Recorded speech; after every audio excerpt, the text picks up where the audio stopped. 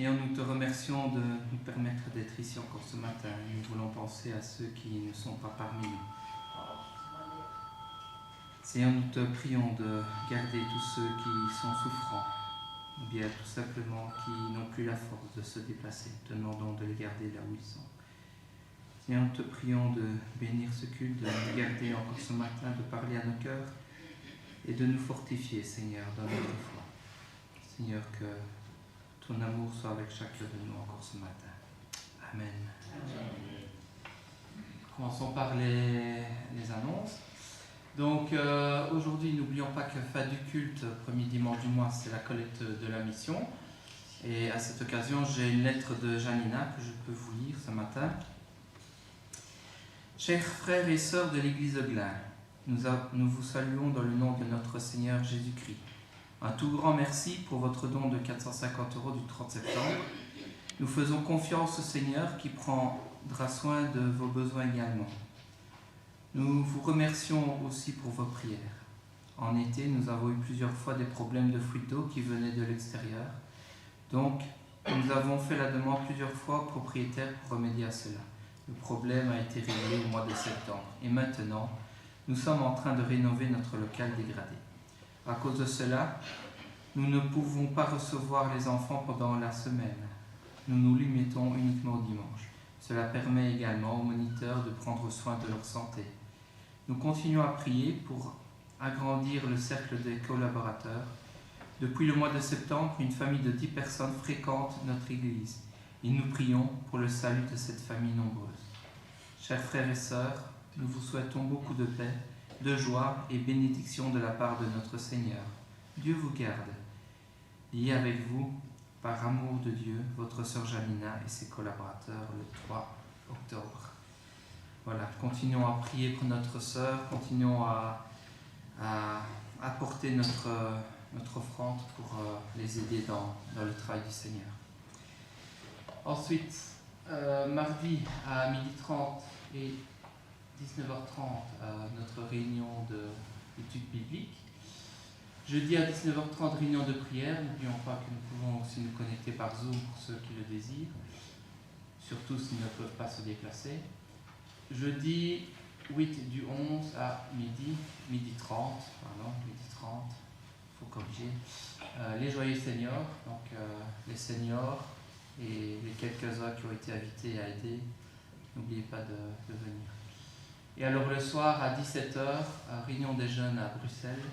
Donc là c'est pour les jeunes, il n'y en a pas beaucoup aujourd'hui, mais voilà. Si vous en connaissez, n'hésitez pas à les prévenir et qu'ils contactent Eliel pour avoir les infos.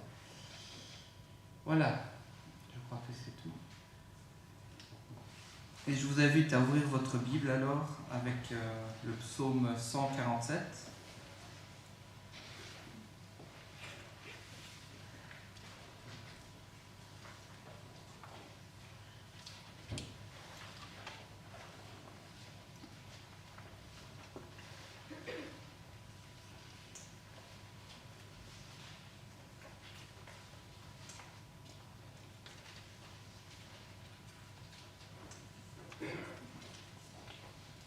Nous allons lire du verset 1 à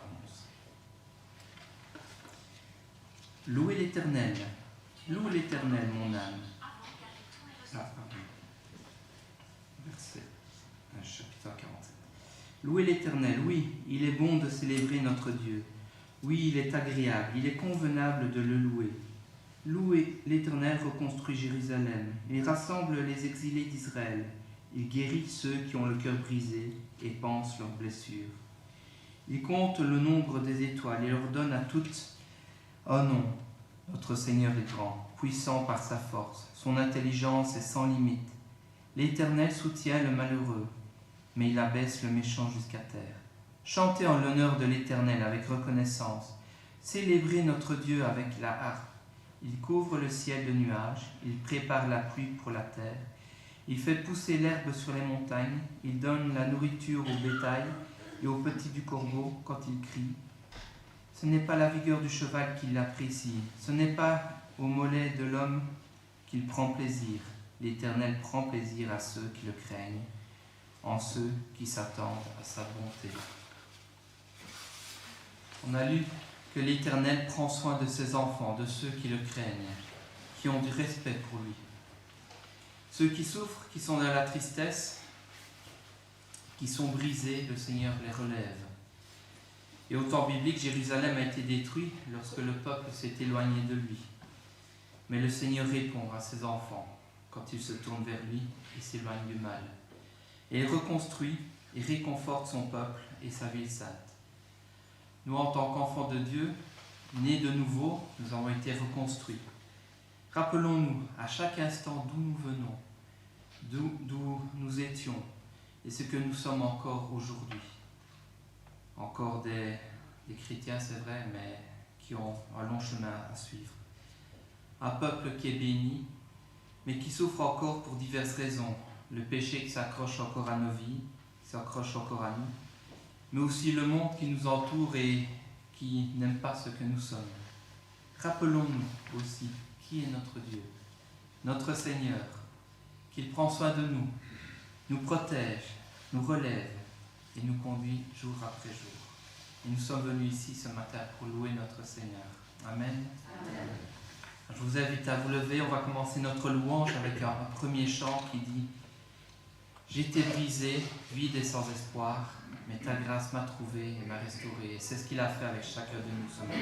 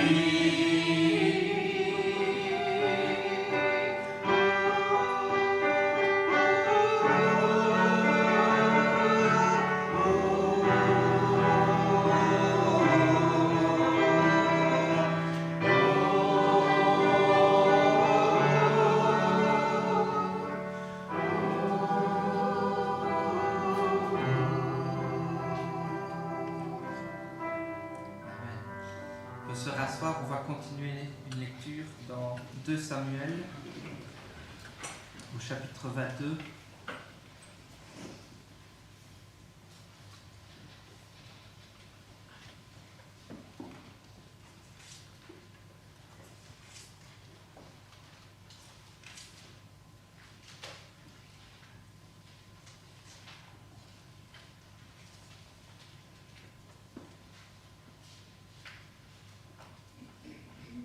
2 Samuel 22, Cantique de délivrance de David, y a-t-il marqué comme titre dans ma Bible. Il dit: L'Éternel est mon rocher, ma forteresse, mon libérateur.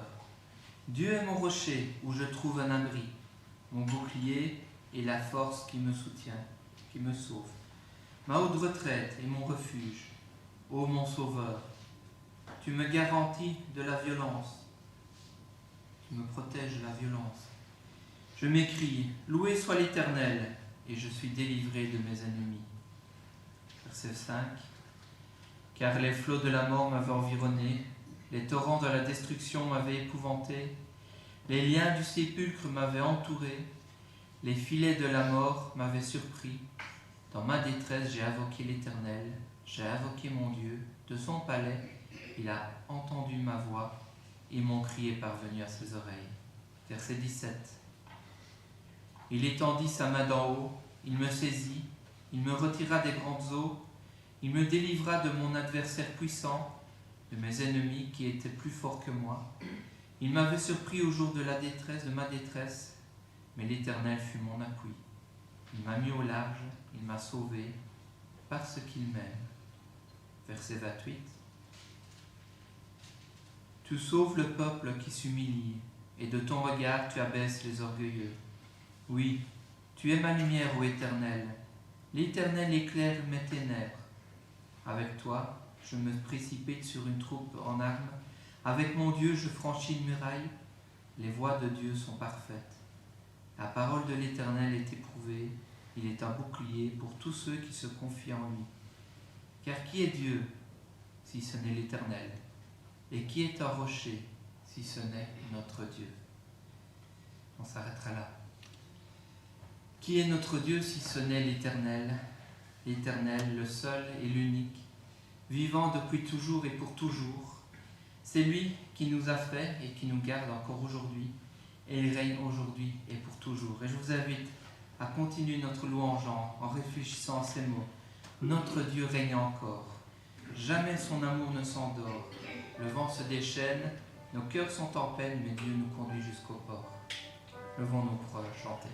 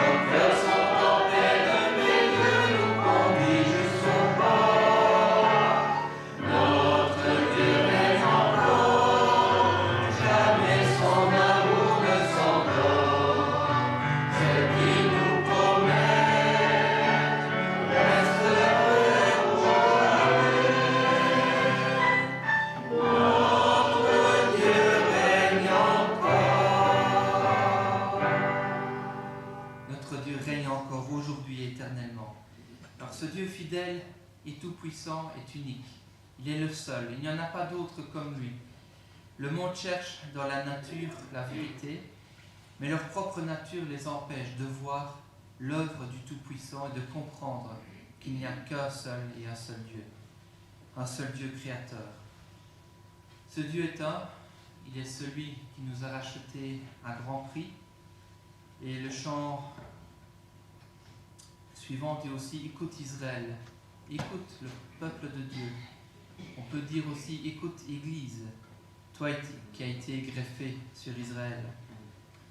Le Seigneur notre Dieu, le Seigneur est un. Il est unique, il est le seul, il est le un. Et je vous invite à continuer avec le chant 92. Le Seigneur est un.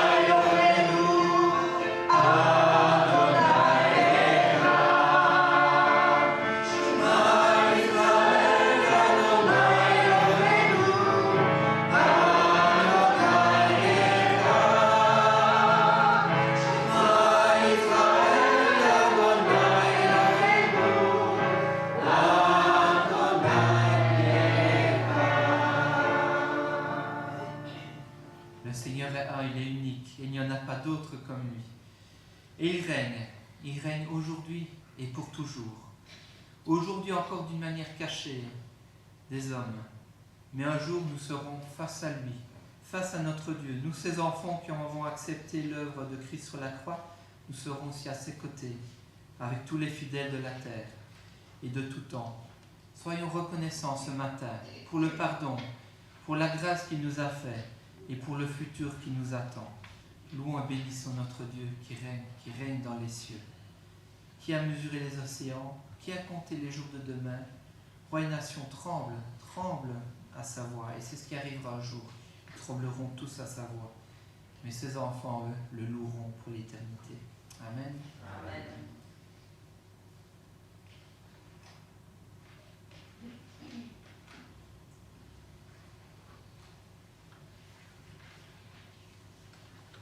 Notre Dieu règne dans les cieux, prosternés, adorons notre roi, car nul n'est son égal. Adorons-le.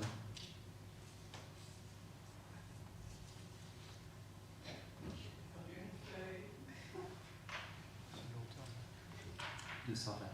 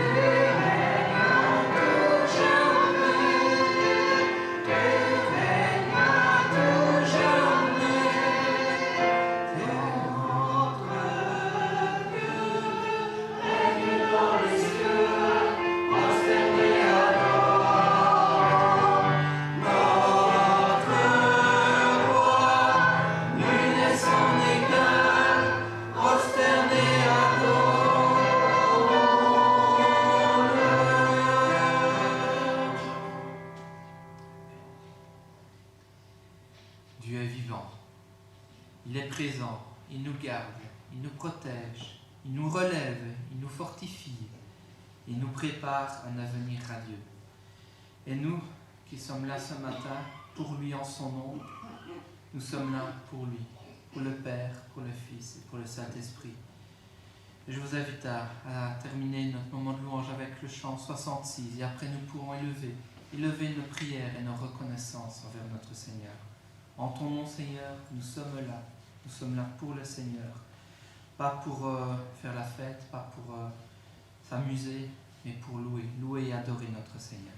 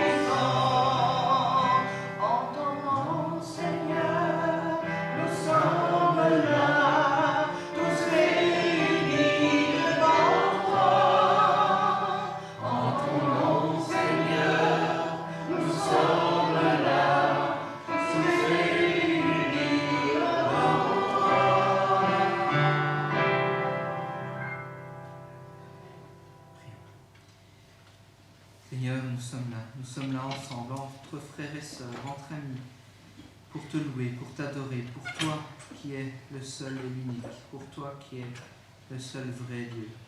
Et Seigneur, nous reconnaissons, Seigneur, que nous ne sommes rien, mais que toi, tu as tout accompli afin que nous soyons avec toi pour l'éternité. Sois loué, Seigneur, pour cette grâce que tu nous fais.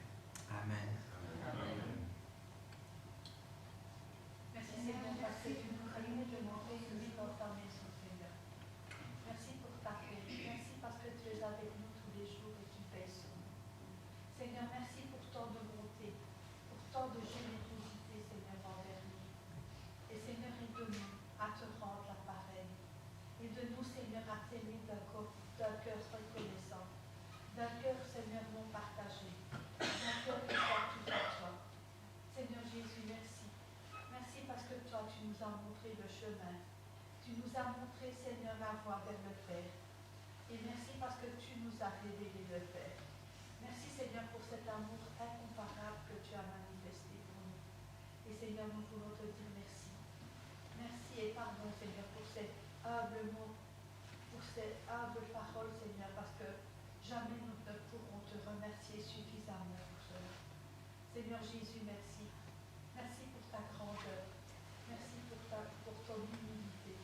Merci parce que tu t'es dépouillé de tout et tu nous as tout donné. Seigneur, que notre cœur, Seigneur, te loue et ne cesse de te louer tous les jours de notre vie, Seigneur. Au nom de Jésus. Amen. Amen. Seigneur Jésus, continue votre accompli de nécessité. Amen. Merci Seigneur de nous réunir en ce dimanche avec un beau soleil en plus. Merci Seigneur pour tes grâces et tes bontés. Je voudrais en ce jour de la fête des morts que nous pouvions tous nous rappeler de nos personnes chères et tendres qui sont parties vers toi Seigneur, vers la vie éternelle. Je te remercie Seigneur d'en avoir pris soin et de les avoir conduits auprès de toi. Amen. Amen. Merci Seigneur, car le bonheur ne vient que de toi. La joie, c'est toi qui nous donnes. Le vrai bonheur, la vraie joie et le salut, c'est en toi, Seigneur. Et Seigneur, nous sommes comblés de pouvoir vivre cette joie, ce bonheur en toi, parce que tu as tout accompli par ton Fils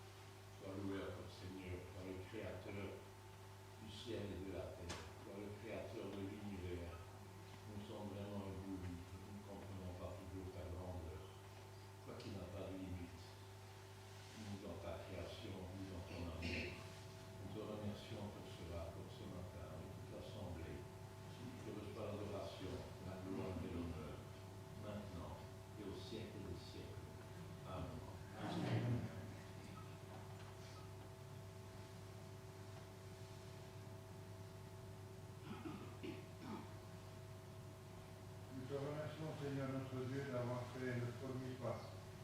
C'est toi qui es venu vers nous. Te remercions, Seigneur, parce que tu n'es pas venu pour les justes, pour les propres justes. Tu es venu pour ceux qui se savent pécheurs.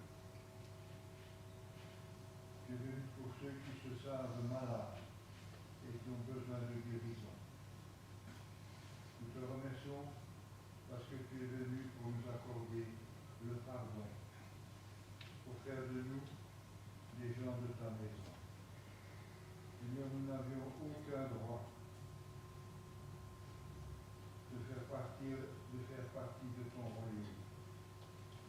Mais par ton pardon,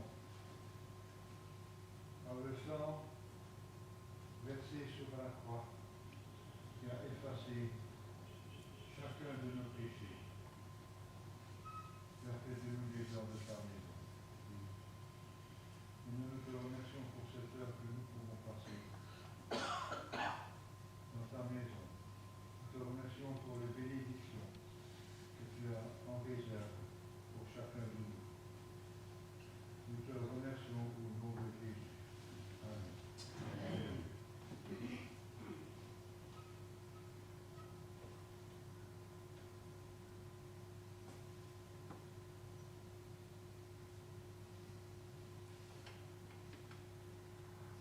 Nous célébrons la victoire de la vie sur les ténèbres.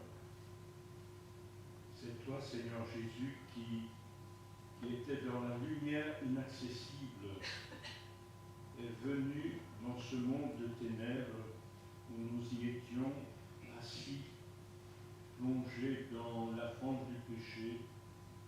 Tu es venu nous éclairer sur notre état misérable.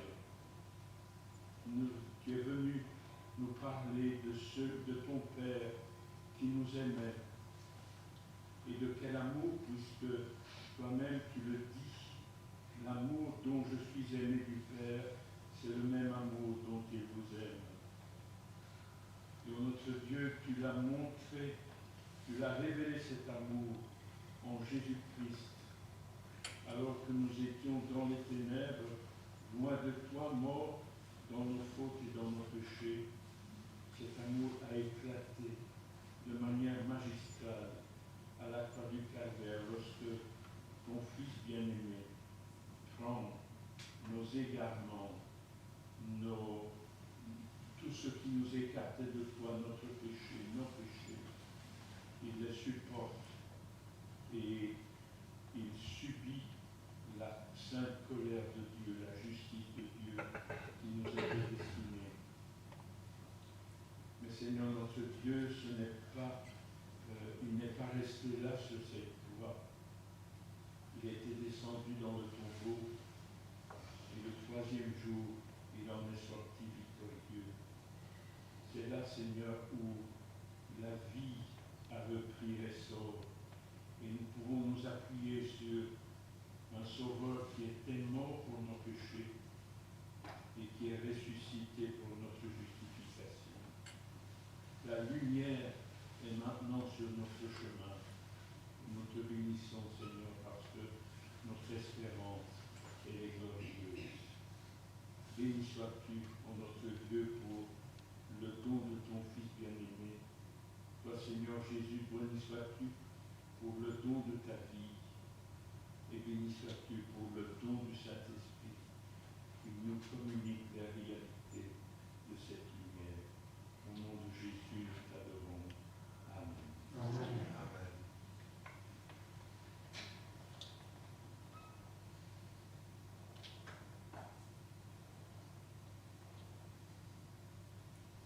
Amen. Tout est accompli. C'est une petite phrase que notre Seigneur a prononcée. Et c'est le seul qui pouvait la prononcer. Tout ce que le Père a demandé a été accompli. Le pardon est accordé, la grâce est déversée sur le monde. Et cette petite phrase que seul le sacrifié, le parfait, pouvait prononcer, c'est Jésus, lui seul, qui l'a prononcée. Lui qui est notre Sauveur s'est sacrifié à notre place afin que nous vivions. Il a été maltraité par les hommes de son époque et encore aujourd'hui par ceux qui le rejettent. Il était innocent, mais il s'est offert de bon cœur pour nous, pour que nous soyons pardonnés. Je vous invite à chanter le chant numéro 5 pour nous préparer à prendre la Sainte Seine ensemble.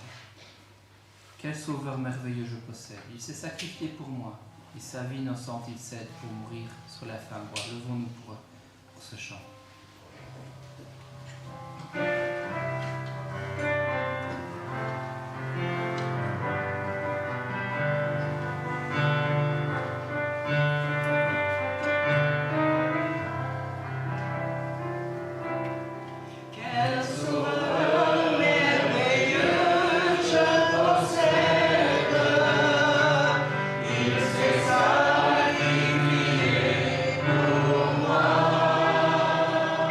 Et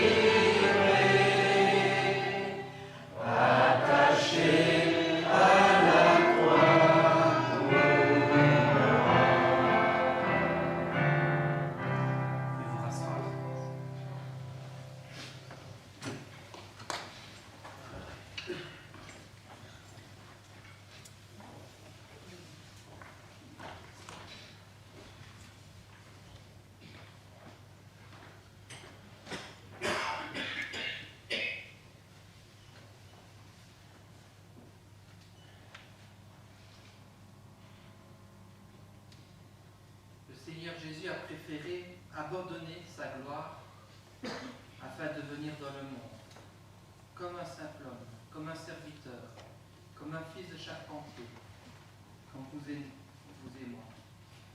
Il est venu comme un simple homme avec toute la souffrance qu'un homme peut subir, et bien plus encore. Il a été moqué, il a été abandonné de ses amis et de son Père céleste aussi, comme il a dit, pourquoi m'as-tu abandonné? Il a souffert des coups portés par les Romains. Il a été fouetté, il a été blessé par la couronne d'épines qu'on a posée sur sa tête. Il a été cloué et pendu sur une croix. Mais il n'a jamais dit un seul mot de travers, pas d'insulte envers ses bourreaux. Uniquement de la compassion, de l'amour pour ceux qu'il maltraitait. Il ne s'est pas caché pour éviter les souffrances, il n'est pas caché dans un trou, comme on le ferait. Il a fait ce que son Père a demandé, nous montrer le chemin et accomplir le sacrifice unique qui nous ouvre les portes vers notre Créateur. Et à travers cette scène, nous nous rappelons de son œuvre et de ses souffrances qu'il a vécues. Je vous invite à prendre un temps dans le silence pour nous rappeler de tout cela.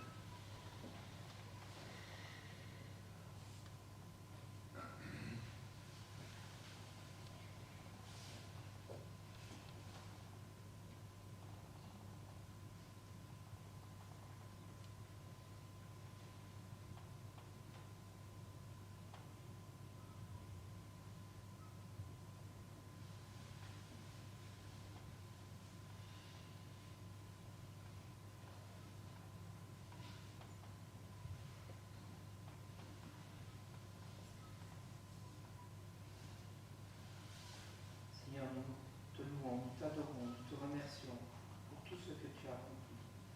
Nous te remercions parce que tu l'as fait de bon cœur.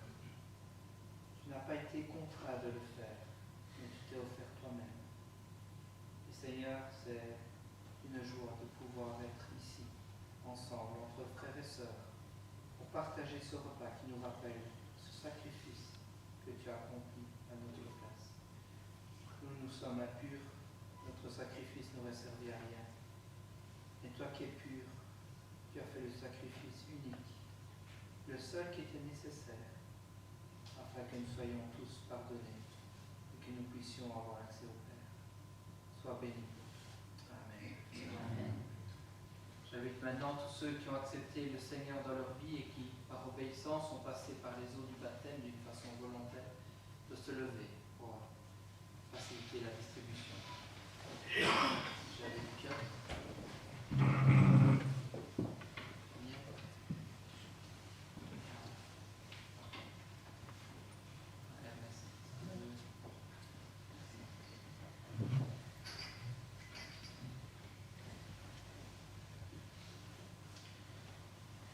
Seigneur Jésus, nous te remercions encore une fois d'être venu jusqu'à nous, tout en sachant que tu seras rejeté.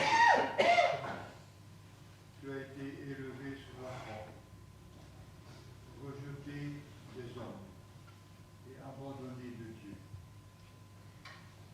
Tu as pris sur toi la malédiction qui pesait sur nous. Tu as voulu, Seigneur Jésus, nous épargner. Et tu as accepté volontairement de subir à notre place le châtiment que nous avons mérité. Nous te remercions d'avoir volontairement livré ton corps à la mort pour que nous ayons la vie. Au nom de Jésus. Amen. Amen.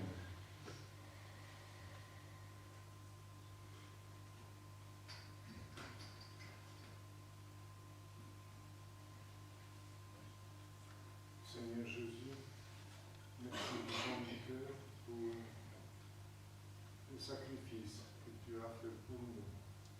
Merci d'avoir accepté de mourir sous la croix pour que nos péchés soient pardonnés, qu'ils soient effacés, que nous puissions paraître blancs devant la face de ton cœur. Oui, Seigneur, merci. Merci pour ton sang qui a coulé, ton sang qui nous as lavé et blanchi, que nous avons maintenant libre accès à toi et à ton Père à travers ta mort et de ton sacrifice. Merci du fond du Père. Amen.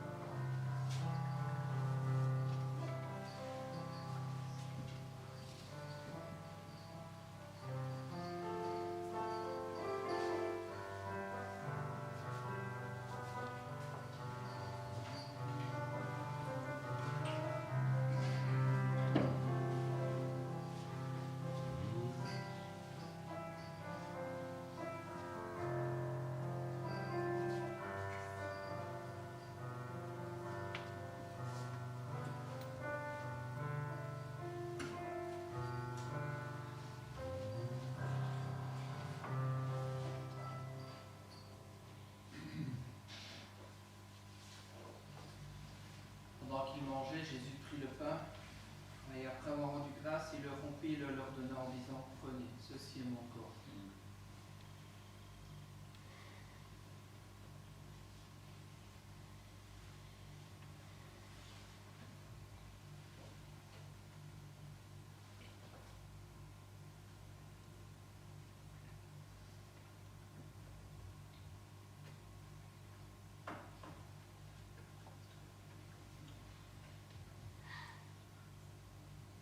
Il prit ensuite une coupe, et après avoir rendu grâce, il la leur donna, et ils en burent tous.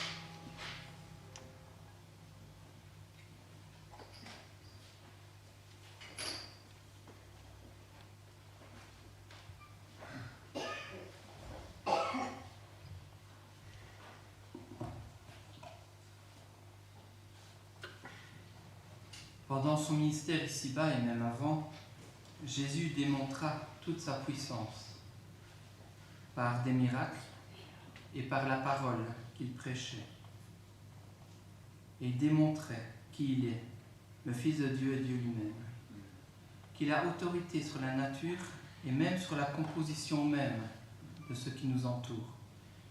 On peut penser notamment à l'eau qu'il a transformée en vin.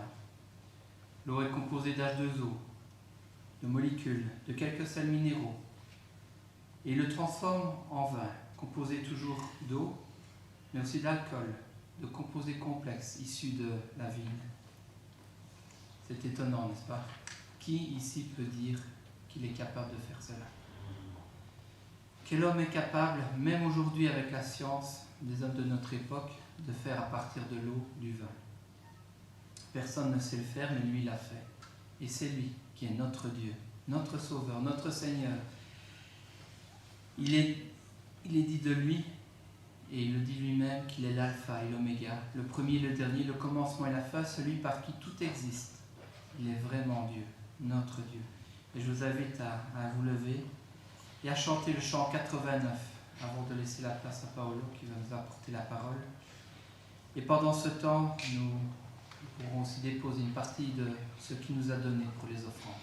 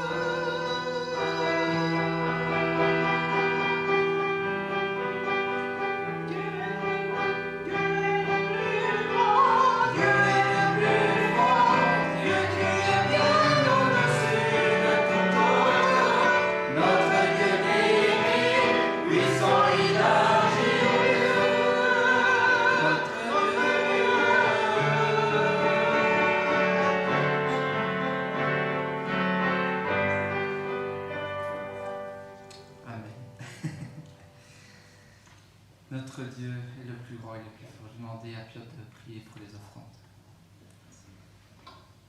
Seigneur notre Dieu, merci de nous accorder encore toutes les bénédictions, tous les bienfaits au cours de cette semaine. Merci d'avoir pris soin de nous dans les moindres détails. Et nous te remettons maintenant une partie de ce que nous avons reçu de toi. Oui, Seigneur, accepte cette offrande et l'utilise toi seul, selon ta volonté. Donne la sagesse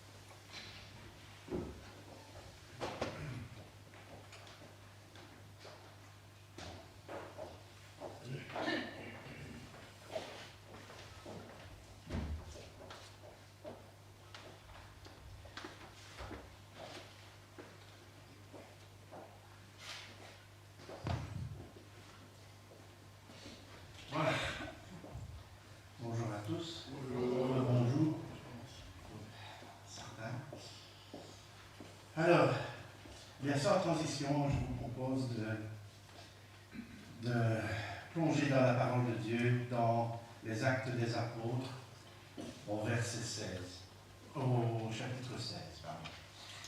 Alors, c'est le moment où Paul et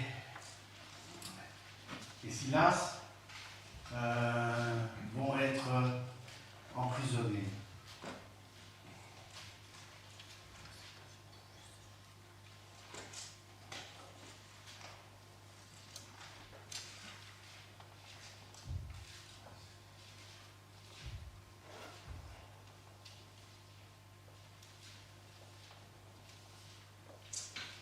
On peut lire à partir du verset 23. Après qu'on les eut chargés de coups, ils les jetèrent en prison, en recommandant au geôlier de les garder sûrement. Le geôlier, ayant reçu cet ordre, les jeta dans la prison intérieure et leur mit les ceps aux pieds.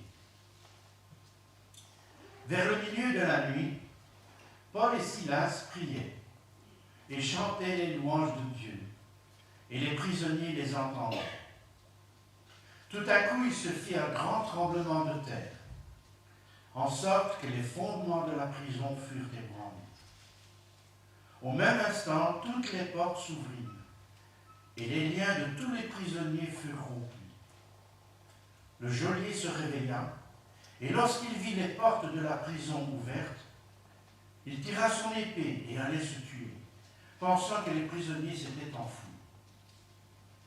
Mais Paul cria d'une voix forte, « Ne te fais point de mal, nous sommes tous ici. »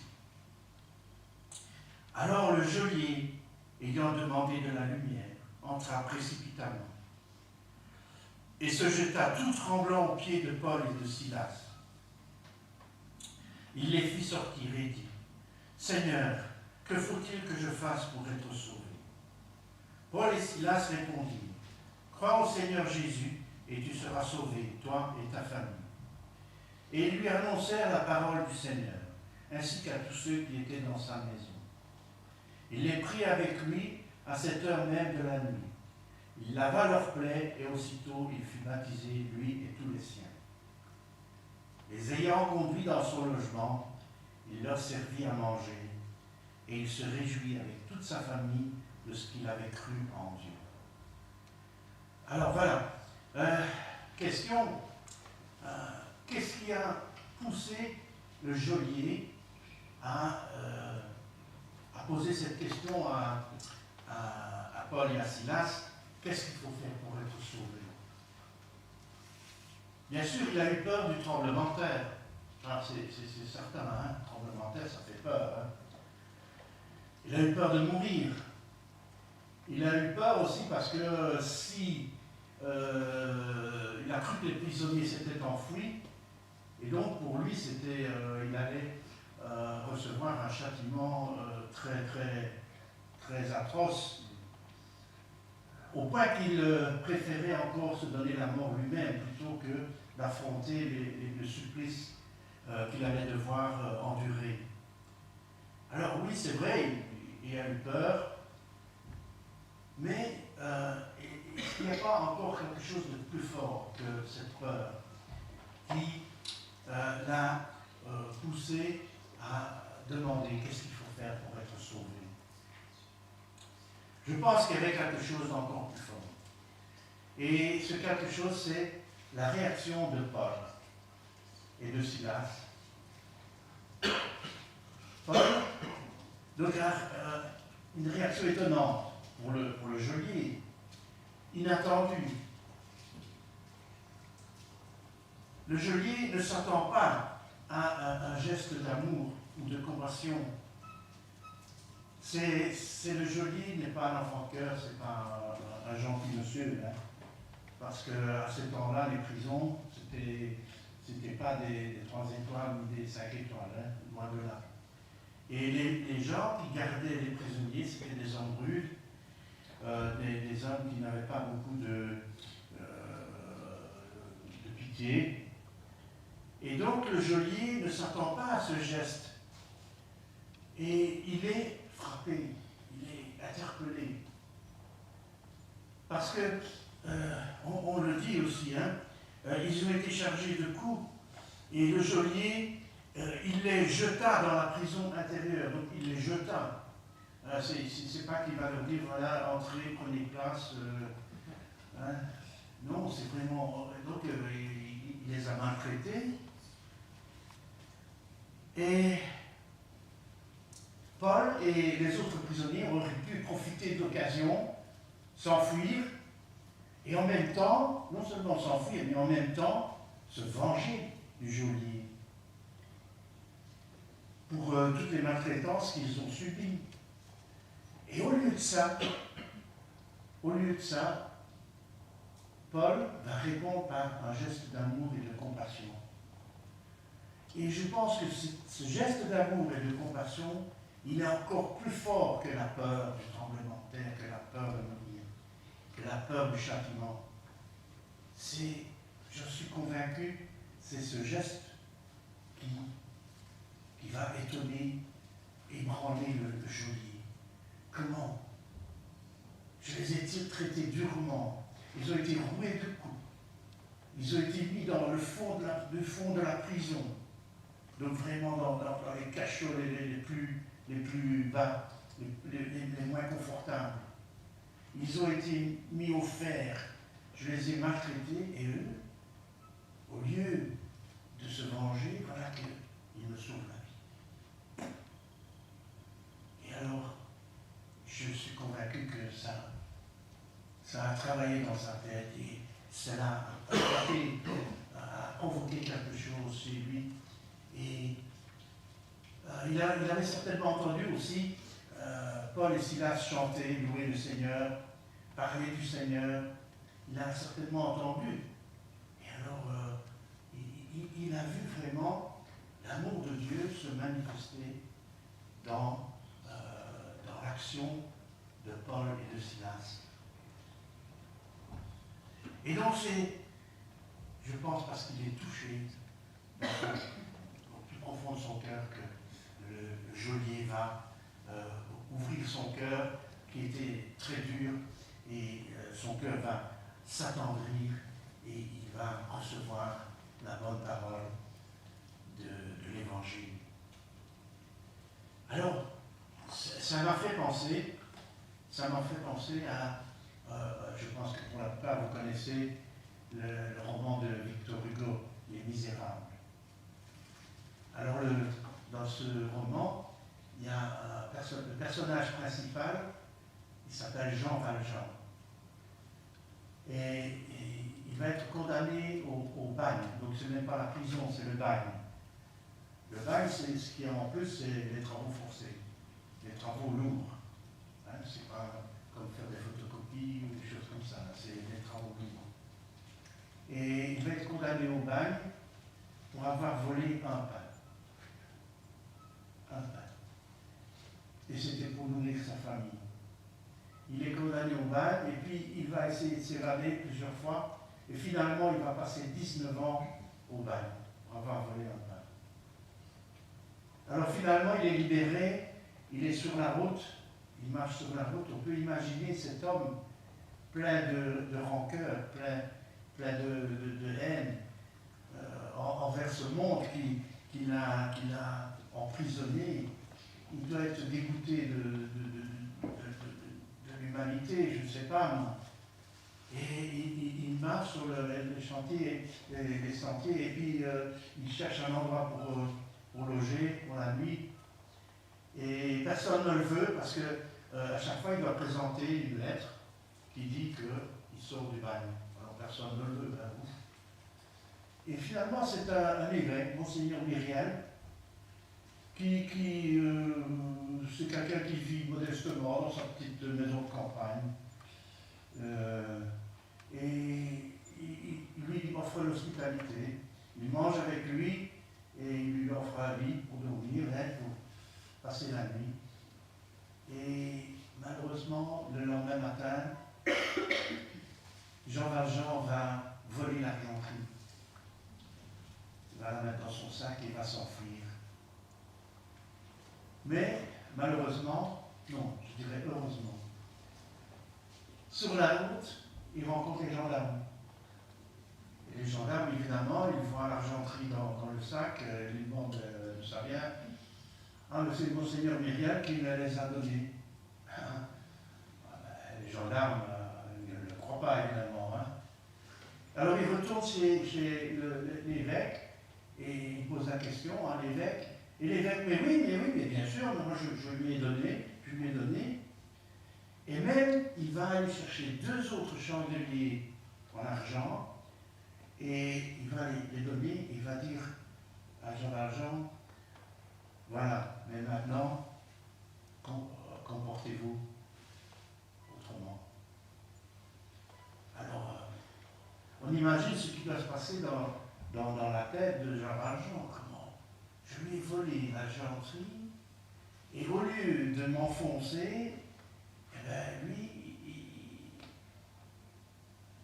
il me pardonne et en plus il me donne 2 chandeliers en plus. Alors voilà, cet homme qui a été vraiment déçu par l'humanité,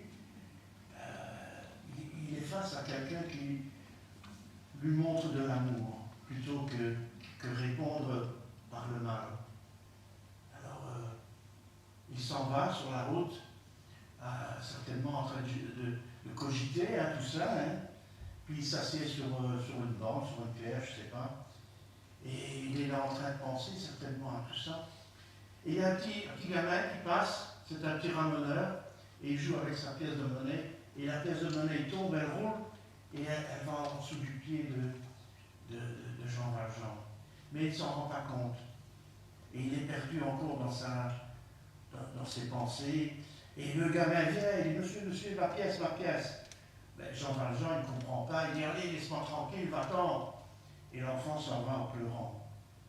Et quand il sort de sa méditation, il se lève et il voit la pièce. Alors il ramasse vite la pièce, il court pour essayer de rattraper l'enfant, mais l'enfant est loin et c'est fini, c'est trop tard. Et alors, il dit cette phrase, je suis un misérable. Il vient de se rendre compte qu'il a bénéficié de la bonté de l'évêque et que lui, il répond comment? Il répond par encore un acte mauvais. Et ça va le travailler. Quelque temps après, on retrouve Jean Valjean, mais ce n'est plus Jean Valjean, il s'appelle autrement, il s'appelle M. Madeleine. Il a fait fortune, il est devenu le maire de sa ville. Et régulièrement, il y a des petits ramoneurs qui viennent en dessous de son balcon et ils leur jettent des pièces de monnaie. Alors, voilà, vous allez me dire, c'est de la fiction, c'est quelque chose qui a été inventé. Mais ça pourrait être très bien se passer dans la réalité. Et ce qui est intéressant, moi, ce qui m'intéresse là-dedans, c'est la progression, le processus. Voilà, un homme déçu, et puis voilà, il va rencontrer quelqu'un qui va agir à l'inverse de ce qu'on attend. Et ça va le faire réfléchir, et il va être transformé par ça. C'est ce qu'elle va. Et c'est la même chose pour le geôlier. Le geôlier, il ne s'attendait pas à ce que Paul vienne. Non, tu fais pas le mal.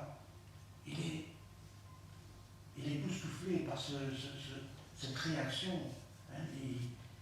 C'est contraire à ce que il s'attend. Et c'est ça qui bouleverse. C'est ça qui bouleverse. Mais oui, c'est vrai, c'est une fiction, mais ça peut se passer aussi dans la vie réelle. Moi, je me rappelle notre bien-aimé Salvatore Cavalieri, qui était aumônier. Il nous a présenté 2 ou 3 prisonniers chez Naïlo. On les a reçus là. Et je me souviens qu'ils ont été touchés par la manière dont Salvatore les a traités. Parce que c'était des hommes qui étaient traités, qui avaient toujours été traités, voilà, avec dédain, avec mépris, on les a culpabilisés, etc. Et voilà, au départ, ils ont été touchés par la manière dont on leur parlait. Enfin, on leur parle avec dignité. Et ils ne s'attendaient pas à ça. Et ils sont venus au Seigneur. Et donc, voilà le processus, en fait, qui fait que, bien souvent, lorsqu'on répond à l'inverse de ce que la personne attend, eh bien, la personne est choquée dans sa tête. Et en fait, qu'est-ce que nous faisons? Nous faisons que obéir à la parole de Dieu. Parce que c'est ça que la parole de Dieu nous demande. C'est ce que Jésus dit dans Luc au chapitre 6.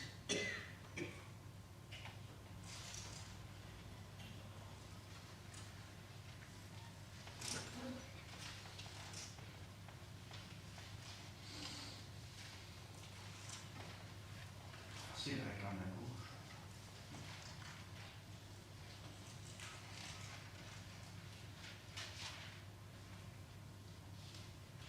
À partir du verset 27. Donc Jésus dit, mais je vous dis, à vous qui m'écoutez, aimez vos ennemis, faites du bien à ceux qui vous haïssent, bénissez ceux qui vous maudissent, priez pour ceux qui vous maltraitent. Dur, hein? Si quelqu'un te frappe sur une joue, présente-lui aussi l'autre. Si quelqu'un prend ton manteau, ne l'empêche pas de prendre encore ta tunique. Donc il prend ton manteau et tu lui donnes encore en plus, tu lui donnes la tunique.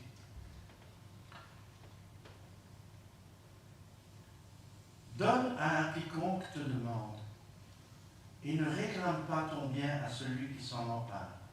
Ce que vous voulez que les hommes fassent pour vous, faites-le de même pour eux. Si vous aimez ceux qui vous aiment, quel gré vous en saura-t-on? Les pécheurs aussi aiment ceux qui les aiment. Si vous faites du bien à ceux qui vous font du bien, quel gré vous en saura-t-on? Les pécheurs aussi agissent de même. Et si vous prêtez à ceux à ceux de qui vous espérez recevoir, quel gré vous en saura-t-on? Les pécheurs aussi prêtent aux pécheurs, afin de recevoir l'appareil. Mais aimez vos ennemis, faites du bien et prêtez sans rien espérer, et votre récompense sera grande, et vous serez fils du Très-Haut, car il est bon pour les ingrats et pour les méchants. Soyez donc miséricordieux, comme votre Père est miséricordieux.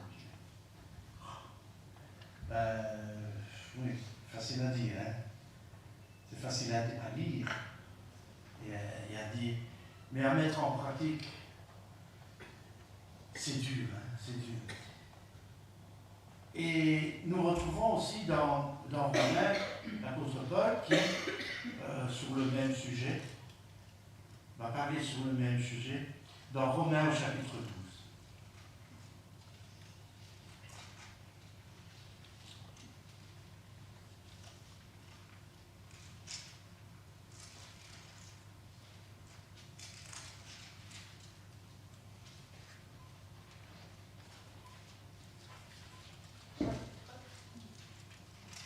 Romains chapitre 12,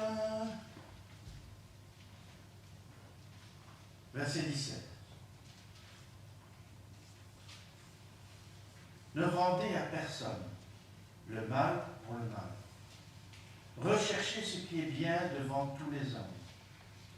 S'il est possible, autant que cela dépend de vous, soyez en paix avec tous les hommes. Ne vous vengez point vous-même, bien-aimés, mais laissez agir la colère. Car il est écrit, à moi la vengeance, à moi la rétribution, dit le Seigneur. Mais si ton ennemi a faim, donne-lui à manger. S'il a soif, donne-lui à boire.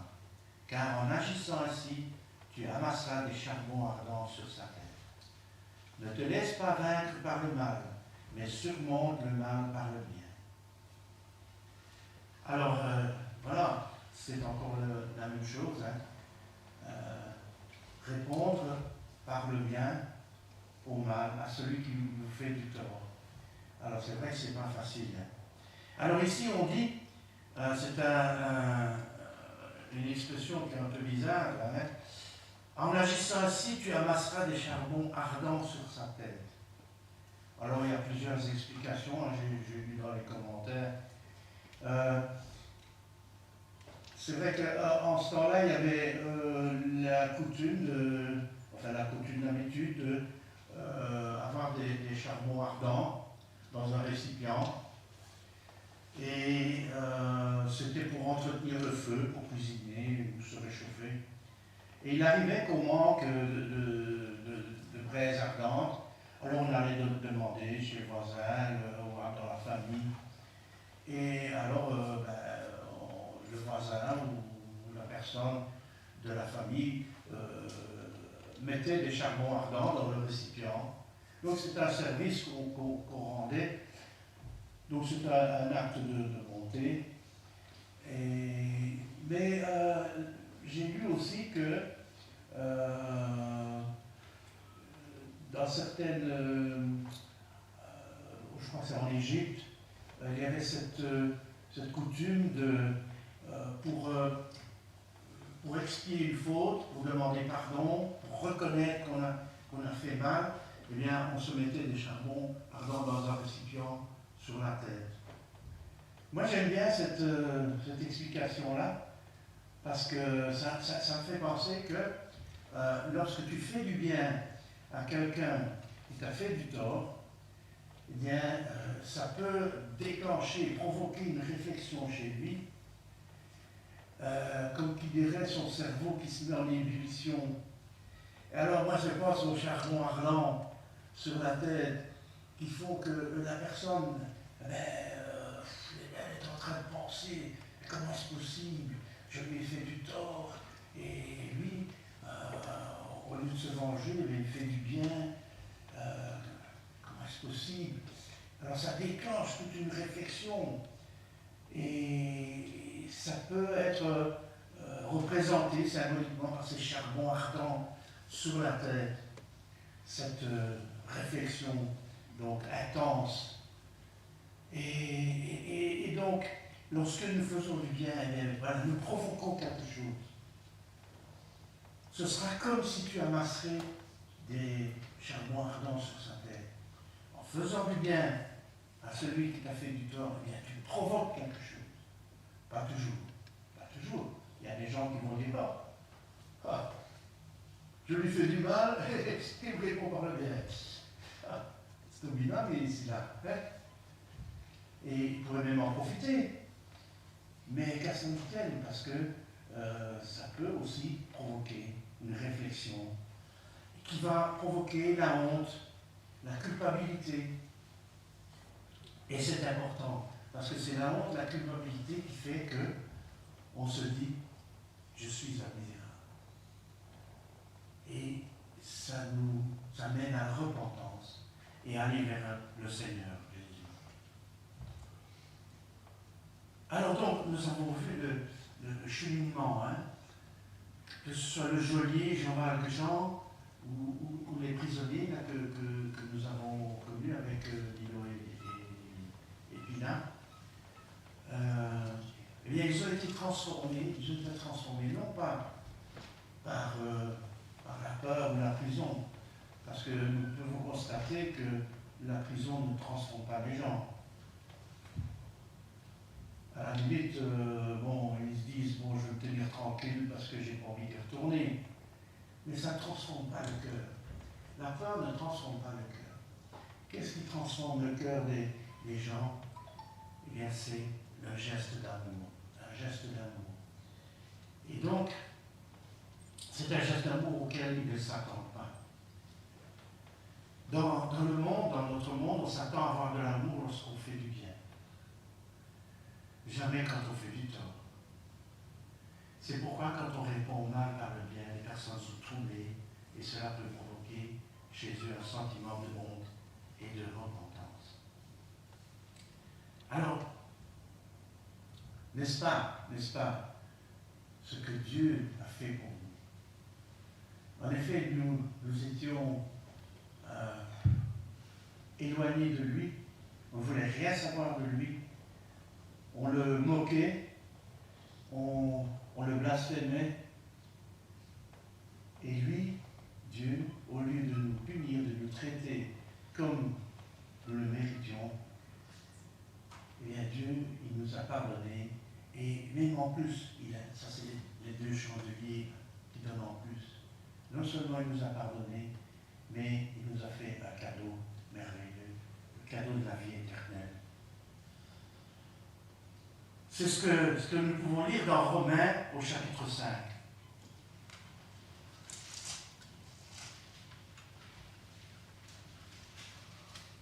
Verset 8.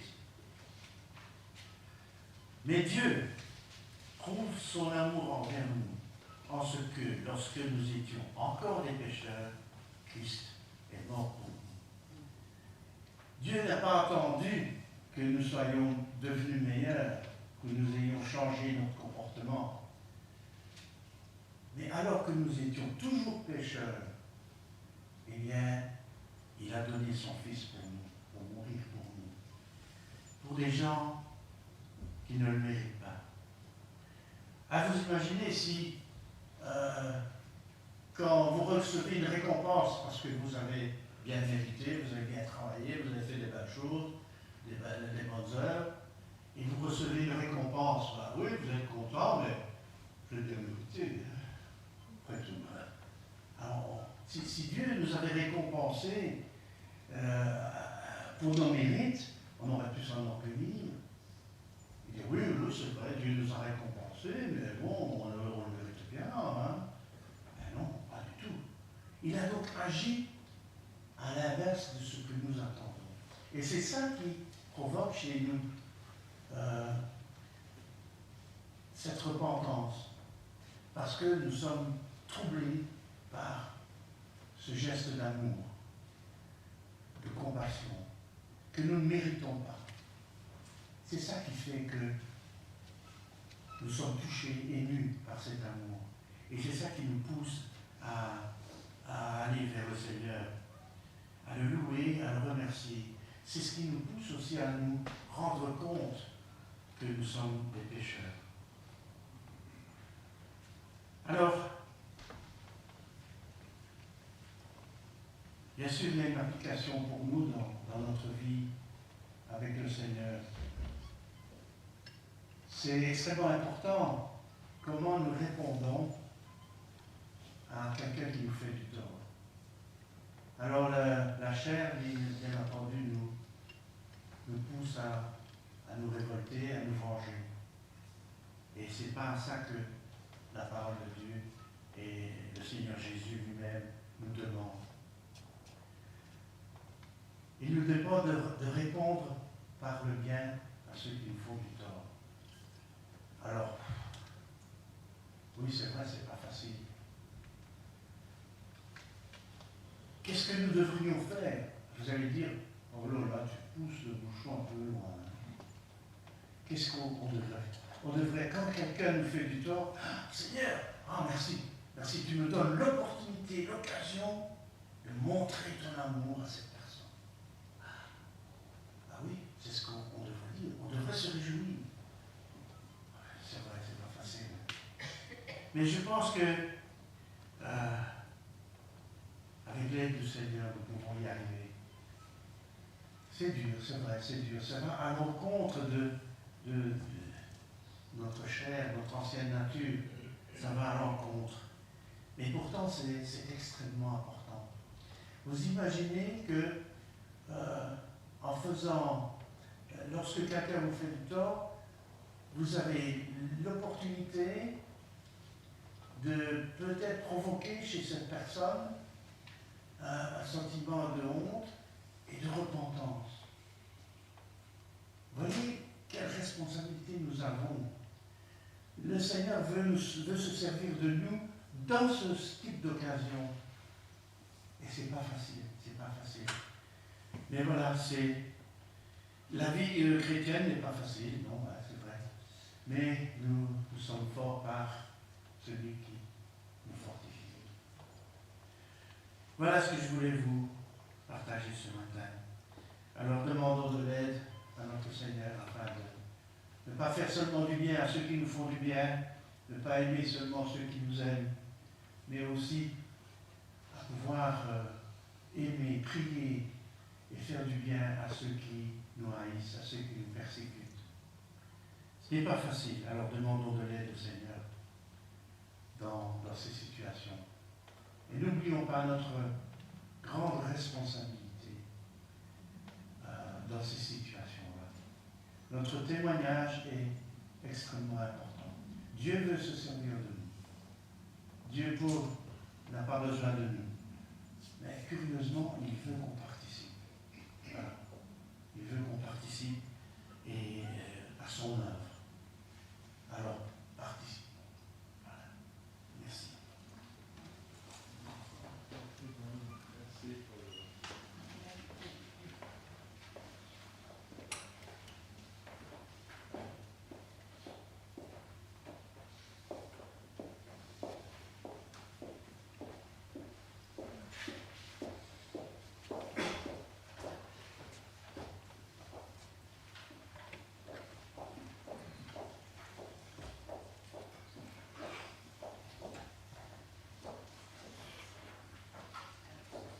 Le Seigneur n'a pas répondu le mal par le mal, il a répondu le bien pour le mal qu'on lui avait fait. Et comme Paul nous l'a rappelé encore ce matin, il nous appelle à en faire de même. Amen. Amen. Je vous invite à terminer notre culte avec le chant 177. Alors nous pourrions en rester là, rester avec une bonne parole dans notre tête, mais notre culte est un culte continu. Et à travers notre témoignage, on l'a encore vu ce matin, nous pouvons apporter notre louange à notre Seigneur. Mais le Seigneur sait aussi que nous ne sommes pas toujours le témoignage qu'il mérite. Mais comme pour Jérusalem et Israël, il nous tient entre ses mains, il nous pardonne et nous aide à aller de l'avant. Il nous relève quand nous tombons et nous pouvons garder les yeux fixés sur notre Seigneur et sur ses promesses, parce qu'il est à nos côtés. Et je vous invite à chanter le chant 177 et pendant ce temps, j'invite les proposés aux offrandes à passer parmi nous pour la collecte mission.